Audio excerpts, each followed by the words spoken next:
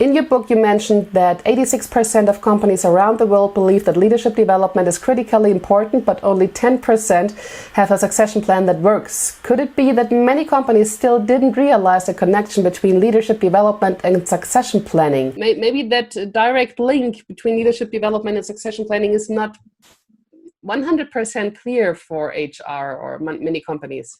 Yeah, and I think you're right. I think that isn't clear, and I think when people think of succession planning, they kind of put it in a very small box, and they think, if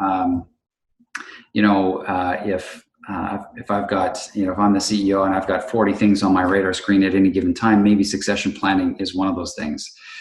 But when you look at any of the exceptional organizations out there, and if you look at their top strategic priorities, you're almost always going to find that leadership and career development is one of their top strategic priorities. Some organizations might not kind of make that link and say, oh, well, that really is succession planning, is preparing people to take on greater leadership responsibilities and building out their leadership capacity.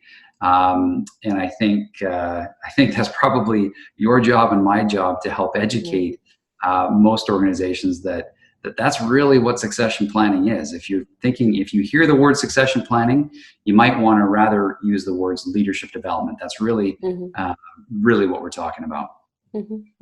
So it's more or less a synonym for succession planning. Yeah, and as a matter of fact, I actually am almost moving away from using the words of succession planning because there is some confusion. Because people tend to put it in a very small box and think of it in very small terms. And there's even some misunderstanding about what succession planning is. And so a lot of times I just refer to it as leadership development.